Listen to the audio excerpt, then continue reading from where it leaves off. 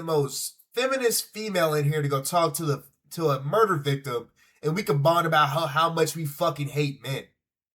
Bitch, he killed somebody. This bitch killed somebody, and y'all want to talk about periods. Y'all want to talk about the ladies of the View and why he don't do this and why he don't do that.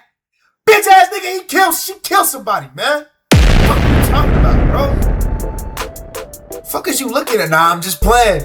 It's me. Showtime, y'all. We're back again. Another reaction video, bro. It's currently 6:08 on a Thursday, 8/13/2026. Man, I hope you're having a great day so far. We're doing everything you said you wanted to do. I hope you're being a better version of yourself, because at the end of the day, I want you to be better. I want better for you so you can be better for you. Don't let that go to waste, bro. I hope you're having a great day, man. Comment what you're doing right now. Comment how your day is going right now. Hey, man. I'm being more consistent. We're grinding. We're trying to be better. I'm trying to produce better content. With better content comes better results. But first, gotta get to the main thing. Keep the main thing, my boy. Today, we got husband discovers his wife is a mass killer. Holy shit. Can I say shit? Remember to say shit? Y'all know I be fucking up my sign a lot. Let's go! Lori Vallow Daybell is a former beauty contestant. She's lost her mind. She thinks Drink a Premier Protein, bruh. No sponsorship, but you know, I just got out of a hard workout. 30 grams for only 160 calories. That's great, bro. she's a resurrected being and a god. Anybody you spoke to who knew Lori back then said that she was like the mother of the year. So what makes her a danger to herself and to others? Threaten me, murder me, kill me. We're gathering together as... Yeah, so this is like a, one of those things called a cult kind of thing. Like a creepy, like she's insane. She is legitimately insane. saints, as brothers and sisters, and preparing for the second coming of Christ. She threatened to murder you? Yes. 6 months later, Vallow was shot and killed. Police say they found a man with gunshot wound who was later pronounced dead. The first death that kicked off this multi-state mystery. Inside is Lori Vallow's husband, dead on the living room floor. What happened today? How did it get to this? She said, "You're not Charles. I don't know who you are, what you did with Charles, but I can murder you now with my powers." So how does she pose a threat to your children? Lori, where are your kids? No comment? They've been missing for 4 months. You have nothing to say? Now, Lori Daybell appears to be somebody else. She has 2 missing children, JJ Vallow, Tylee Ryan. I don't know what she's going to do with them. I don't know if she's going to flee with them. She's going to hurt them. All right. Is it this house or the one with the flashing lights? Right there. Cars are all gone. I don't know where my kids are. Well, Okay, so this is the husband before he's murdered. And no one does anything? Like, come on, bro. Oh my God.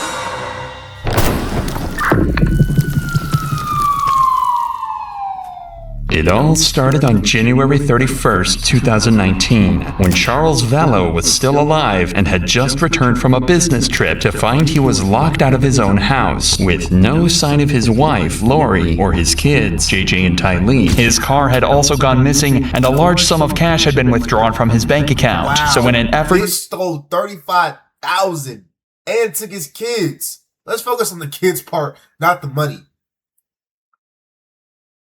To get some answers, he called 911. so what's going on tonight? I can't get in touch with our kids. How old are your kids? 6.5 and 16. She's lost her mind. I don't know how else to say it. She thinks she's a resurrected being and a god, and remember the 144,000. Jesus is coming next year. So what makes her a danger to herself and to others? Threatened me, murder me, kill me. She threatened to murder you? Yes. She said, "You're not Charles. I don't know who you are, what you did with Charles, but I can murder you now with my powers." Is this just all recent, or has it been going on? Been going on for about 4 or 5 years. It's gotten really, really bad lately. She goes to the temple every day and speaks with Moroni and Jesus Christ. Wait. I ain't gonna lie, if she starts spouting this out 4 or 5 years ago, if she's been spitting this out for a week and I'm the boyfriend, the husband, nah, I want a divorce. I'm getting the hell up on out of here, bro. I can't do this shit no more. It's couple of days, she says, I'm not Charles. But let's be real, the courts are gonna favor end of the wife. They're gonna give, bro. They're gonna get his bitch the kids, bro. I ain't gonna, bro. Like, no, bro. She can see them as sacrificial beings.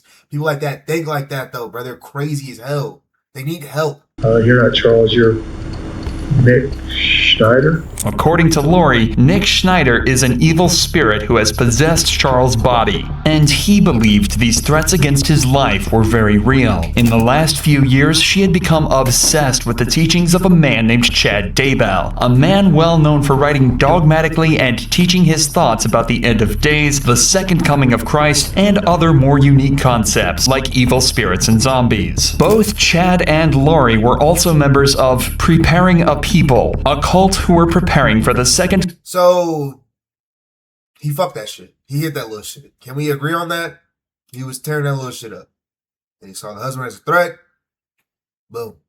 Coming of Jesus Christ and the end of the world as we know it. Lori also believed she was a member of the 144,000, a group of high priests who will administer the everlasting gospel to the world in its last days. She also believed that every human was on a scale between light and dark, and the darker one's spirit was, the more dangerous they were to her and her beliefs. Lori had actually become so involved in this new religious belief that Charles had become concerned not only for himself, but his two children as well.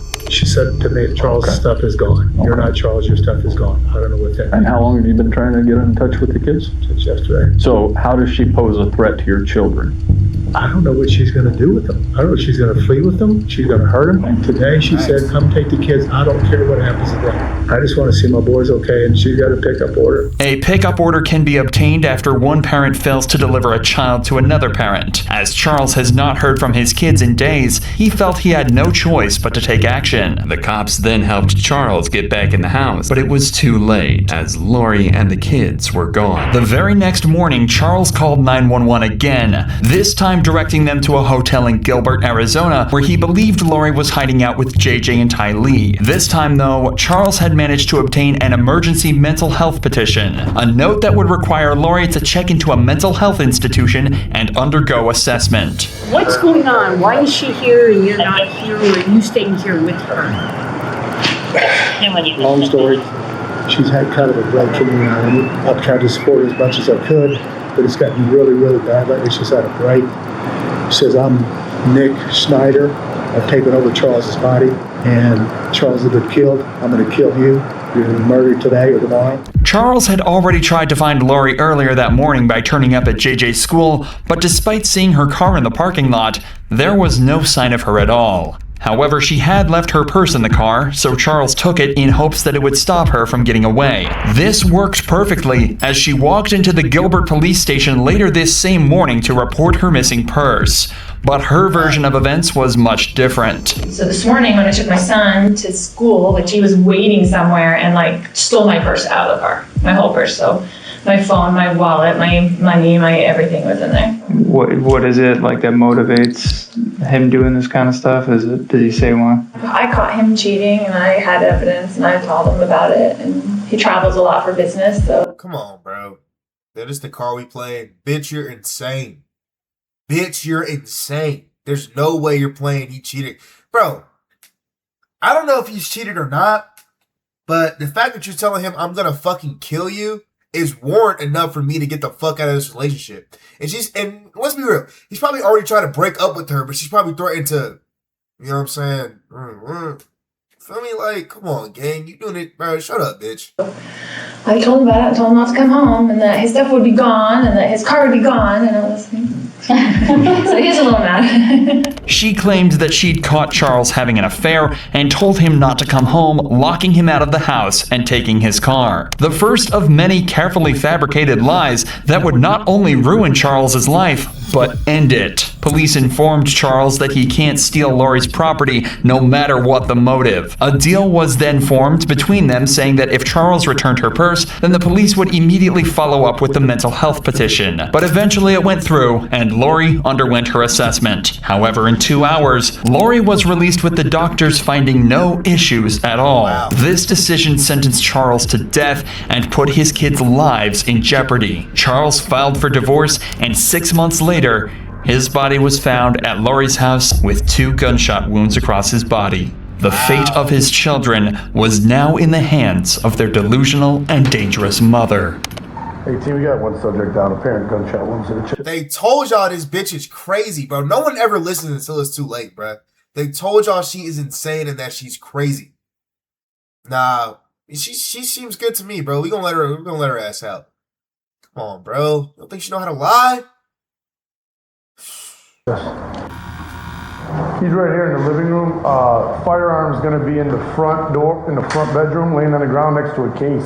You wanna stay in here? I'll see if I get this guy's info. When Charles's body was found, an investigation determines the shooter to be Alex Cox, a man who just so happened to be the brother of Lori Vallow. What's going on? What happened? He came at me with a bat. Was he living here or visiting? He came to pick up his son. Okay, is his son inside? No. My sister took him to school. Okay, so it was just you at the house? Yes. And he came, how long, what time did he come to pick up the son? I don't know, 20 minutes ago maybe. Okay, so you know who he is, let him in? Yeah. Okay. No, I think they were talking earlier, then she left, and then he got into it with me. Like what? What do you mean? I don't know, he was... Alex seems very vague in his answers and says he can't remember exactly what happened, other than the pair simply got into a fight. But those kinds of answers aren't going to satisfy the cops, especially when there's a dead man involved.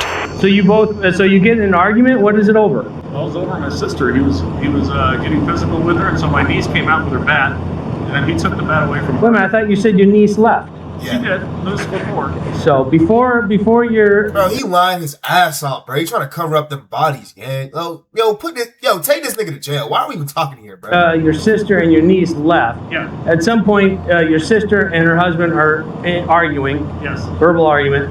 And then your niece pulls out a bat? Well, it wasn't verbal. He was getting close, and she came out to defend my sister with her bat. Your niece? Yes. Okay. And then she poked at him, and then he took it away. Okay. And then he's coming back at me, and he still got the bat in his hand. I'm like, what are you doing? And where are you at it? Where are you both in the at? living room. Okay. And then I turned around, and he hit me in the back of the head with the bat. I went to my room and got my gun. So you went to your room, meaning the room you're staying in? Yeah. Okay, and you brought a gun with you? Yes. You always bring a gun? Okay, why didn't you stay just in your bedroom, close the door? Is that something you didn't think about, or? It didn't even occur to me. This final statement should actually have torn down Alex's entire argument, as it technically proves this wasn't self-defense at all. When Alex went to his room to grab his gun, he should have been able to usher his family inside, close the door, and stand his ground from there. Instead, he grabbed his gun and without a second thought, ran straight up to Charles and shot him. But at this point, there were still so many looming questions. The cops decided to bring in all parties back for an interrogation to try and get to the bottom of it all and figure out exactly what happened to Charles. Start where you think it makes the most sense. Okay, so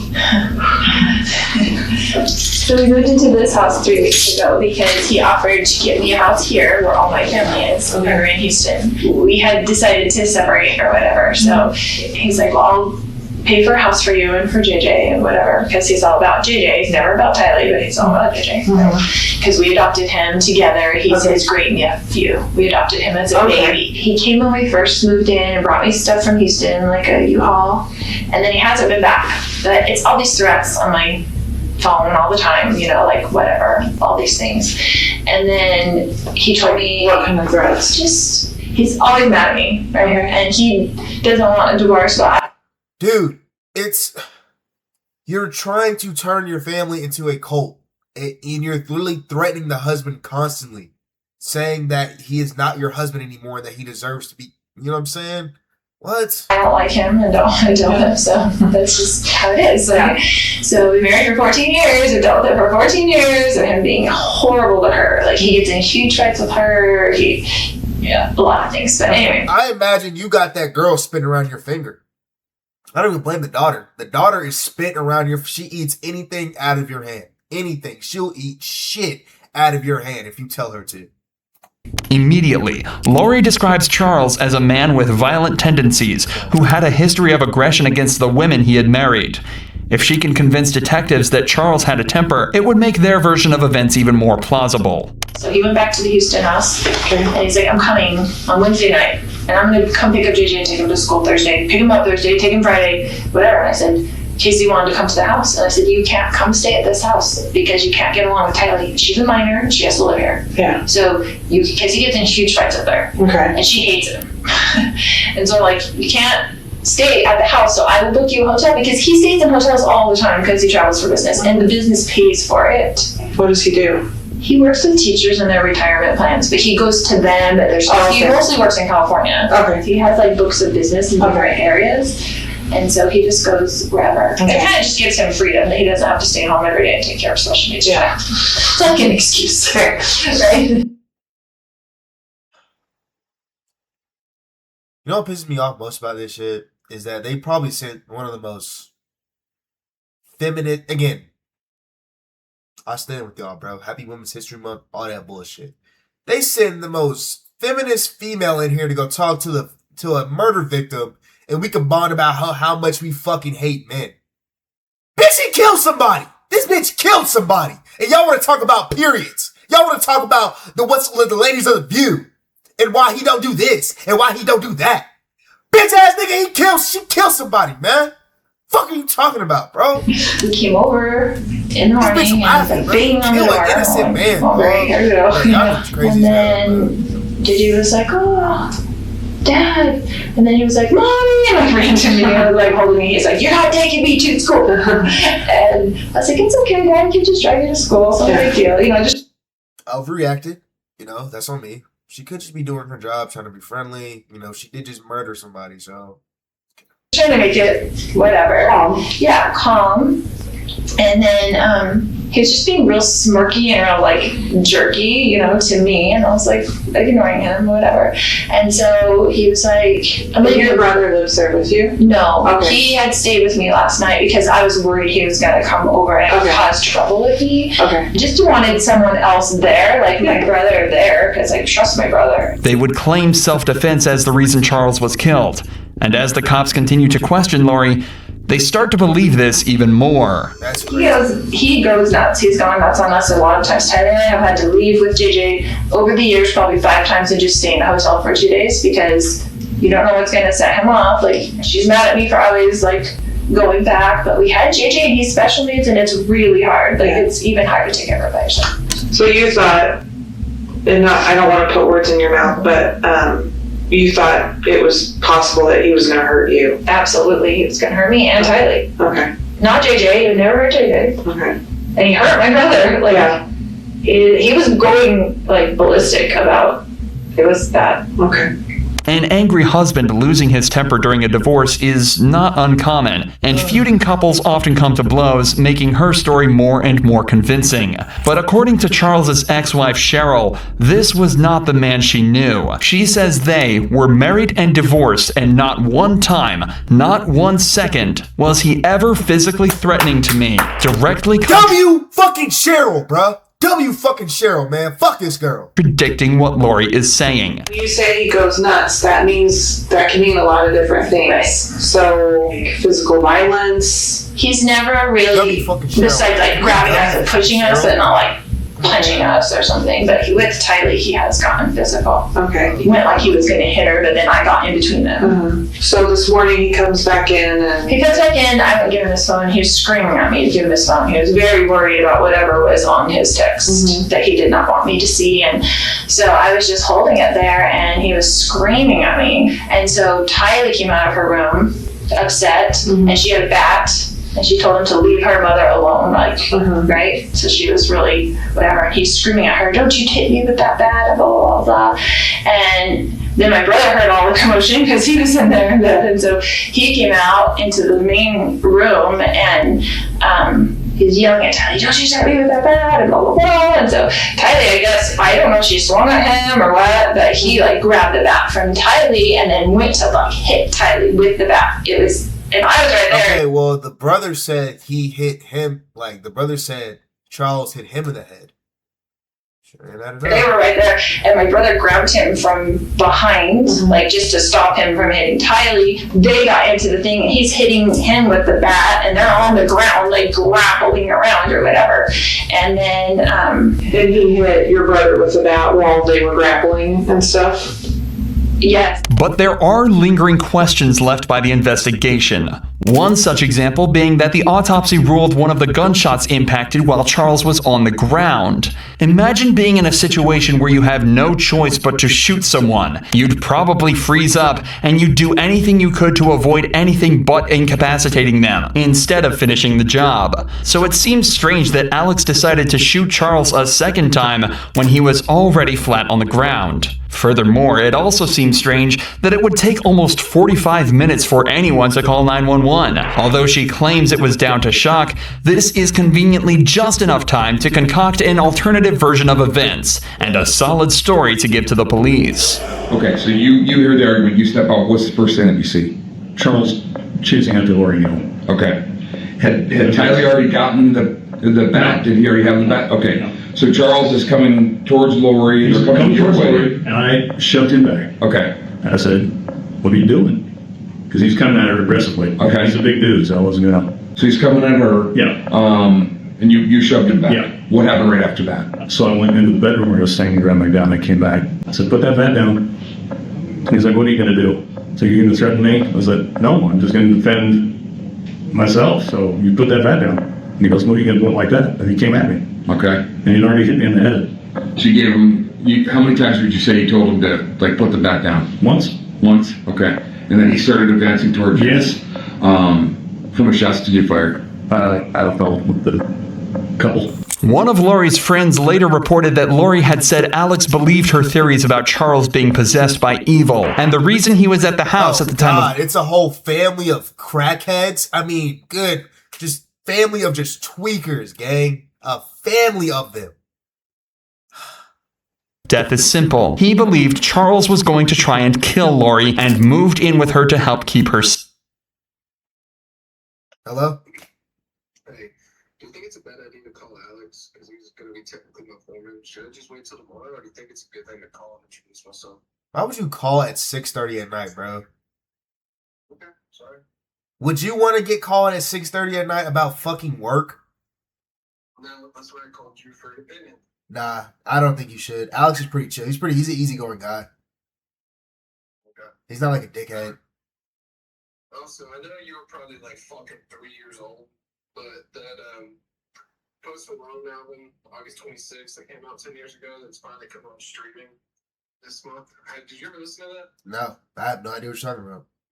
So there was an album Post Malone came out 10 years ago, and for the 10-year anniversary, he's dropping it, streaming. It was only on YouTube. It was like right when he's about to get big, like after White Iverson.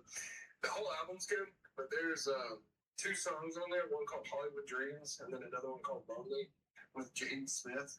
Those songs, I forgot how fucking good those songs are. Damn, I'm just ecstatic that they're coming out for streaming. When does it come out, tomorrow or today? August 28th. Oh shit. So 2 weeks? Yeah, well, if you get bored, you go to YouTube. If you search Lonely by Post Malone with Jaden Smith, you'll see what I'm talking about. That song is heavenly. That is a beat I've never heard again ever since that song. I don't even know how to describe it to you. Damn. Alright, I'll go to listen. I'll see you tomorrow. Alright, man, see you. Oh, host Collins, y'all know how this shit get.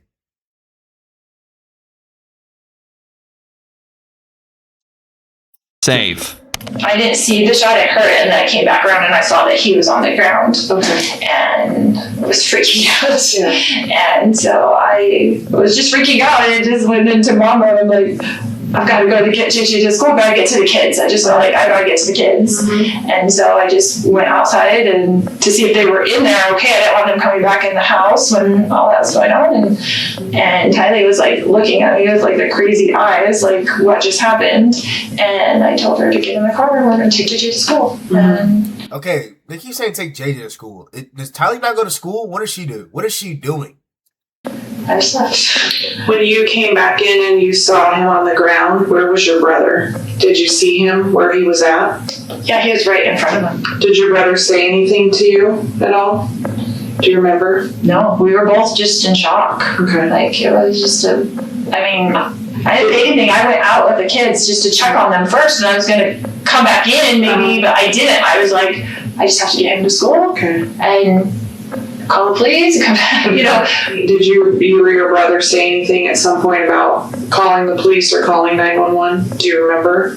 Yeah, he called me. Okay. And he said, "Are you taking JJ to school?" And I said, "Yeah, we need to call the police." And he said, "Okay." Okay.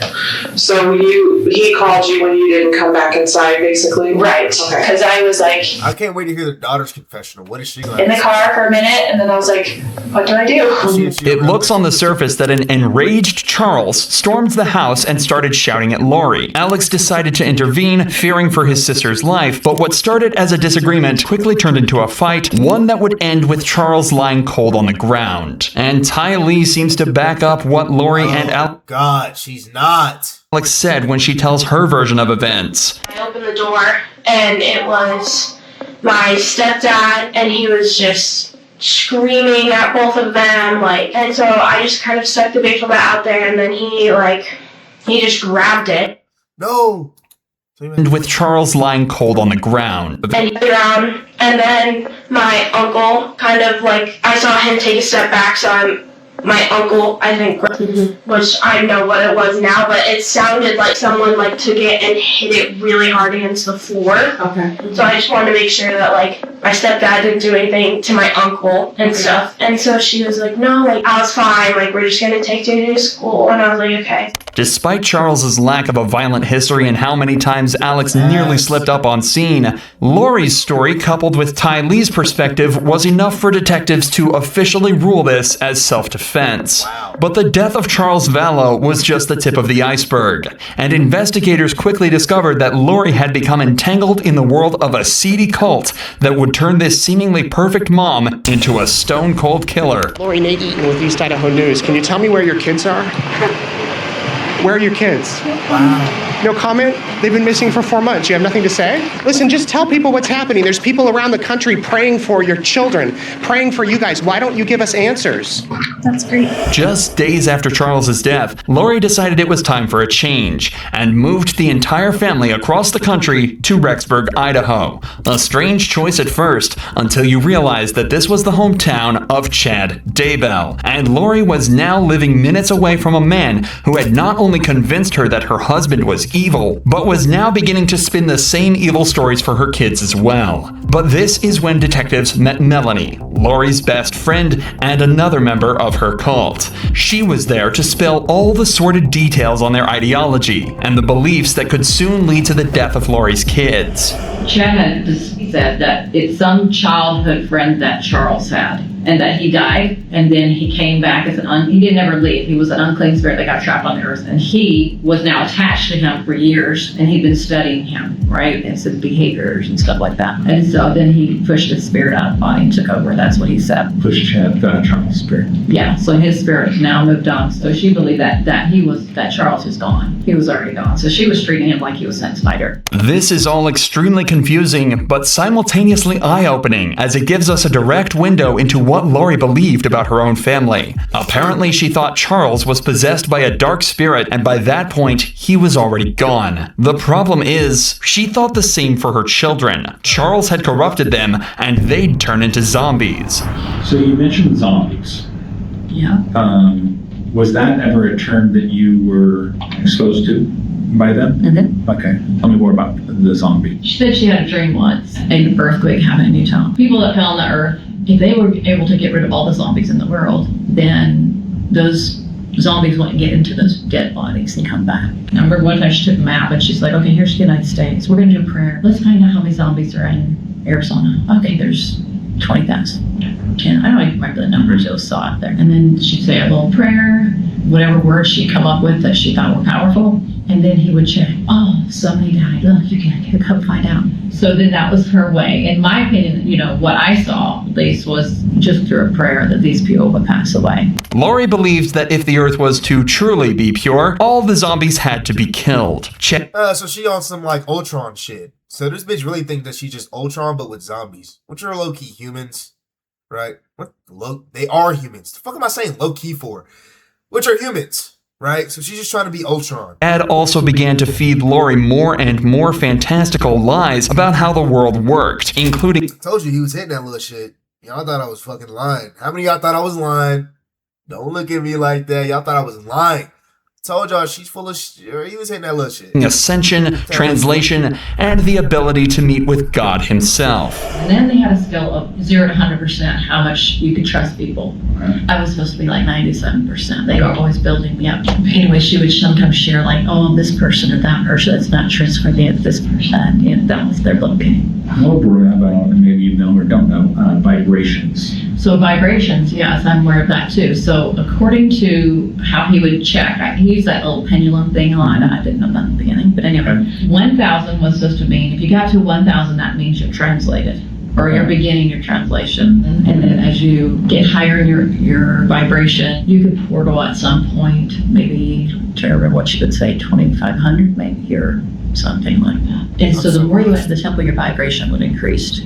So it's just like your light would increase, your vibration, that kind of idea. Okay. If that makes sense. Lori had become convinced she could speak to Jesus and appeared to be consumed by Chad's work. Not long after, their relationship began to heat up, and they even started a religious podcast together that showed, frankly, just how insane she had become.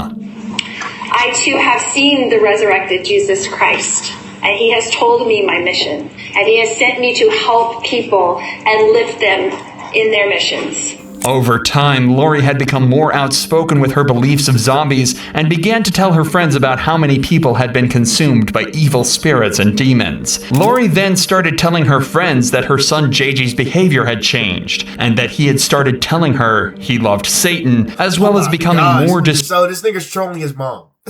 This nigga is trolling his mom. Shout out to nigga JJ, bro. I pray this nigga's alive. Disruptive in the home. Had police listened to Charles Vallow when he feared for JJ and Tylee's lives, then they could have prevented the series of tragic events that followed. Only days after moving to Rexburg, Lori, Alex, JJ, and Tylee visited Yellowstone Park. This was the last time anyone saw Tylee alive. Things became even stranger on September 17, 2019, when JJ was spotted running into his Idaho home on a neighbor's door cam, never to be seen again. Months later, people started to realize that they hadn't heard from JJ in a long time, and Charles' parents called 911 to alert the police of his disappearance. Lori was caught lying to officers on November 26th after they had made a welfare check on JJ. According to Lori, her son was with her friend Melanie back in Arizona, but Melanie not only denied having him, but she also told police Lori had asked her to lie and pretend to officers JJ was staying with her. Then, in December, Alex died suddenly. His death was ruled as natural causes, but the amount of death and strange occurrences involving Lori was reaching impossible levels of coincidence. By this time, police were also extremely concerned for the welfare of JJ and Tylee, so Lori was served an order in January 2020 forcing her to prove that they are safe and well. However, the deadline came and went, and Lori was arrested 3 weeks later and placed on a bail of $5 million. But even after the arrest, both Lori and Chad remained silent and refused to give up any information on the kids. But finally, a further 5 months later, the police would get their answers when detectives initiated a search of Chad Daybell's property. There, they found the bodies of JJ and Tylee. JJ's body was found wrapped in duct tape and placed in a plastic bag, while Tylee had been dismembered and burned in a fire pit before being buried. Today, me and my Lori Vallow. Wow. All right. Well, that was big. Okay. Well, shoot the. No one listens to the husband. That's facts. He told them. Yep. Incredibly dangerous. Yeah.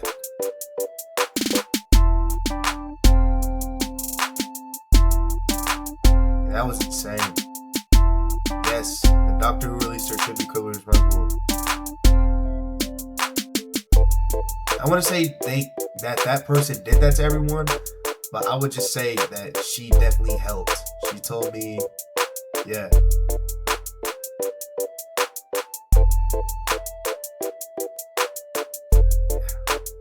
Wow. All right, well, that's it for the YouTube video, bro. Hope y'all like it. It's a little bit darker thing. Anticipated, bro, but hey, man, we're being more consistent. Hey, bro, a little crime watch we just got done doing. Hey, bro, I love y'all boys. Stay safe, stay blessed. Shut them yada. Signing off. See y'all again, man. I'm out.